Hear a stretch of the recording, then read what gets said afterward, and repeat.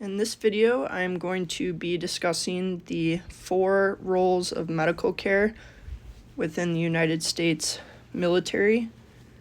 And this system typically begins with a casualty on a battlefield and ends with the patient in a hospital in the continental United States or another safe haven.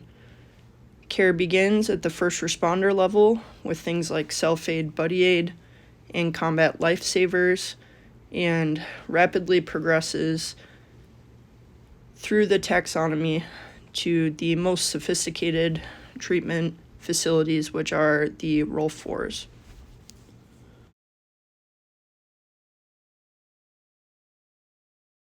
So to start, let's talk about what a Role 1 level of medical care refers to. When we're talking about Role 1 medical care, we're referring to immediate life-saving measures performed by people like combat lifesavers. We're talking about self-aid, buddy aid, and we're also often seeing players such as combat medics, special forces medical sergeants, special operations combat medics, independent duty corpsmen, or pararescuemen performing, as I mentioned, those life-saving measures acutely, typically around the time or point of injury. At the Role 2 level, we continue the resuscitation that was started at Role 1. However, we now have access to things like packed red blood cells, some limited x-ray capabilities, perhaps some laboratory capabilities, dental support, very limited veterinary support, and surgical support that can provide damage control surgery before we transfer the patient post-surgically to a Role 3.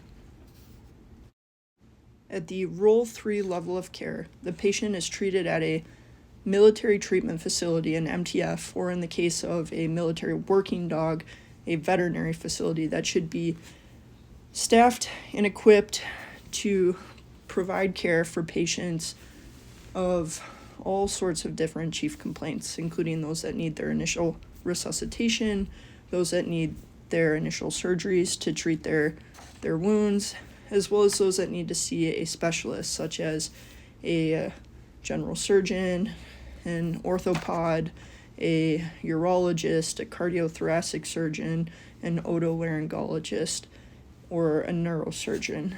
Patients that are unable to tolerate or survive a trip from a Role 3 to a Role 4 are able to stay at that Role 3 for their post-operative treatment and stabilization.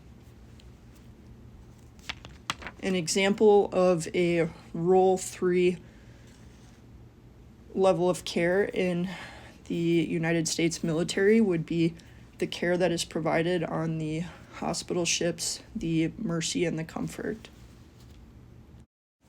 Finally, the highest level of medical care in this hierarchy is the Role 4 level, which is found at U.S.-based hospitals, as well as some of the overseas facilities that are more robust, such as Landstuhl.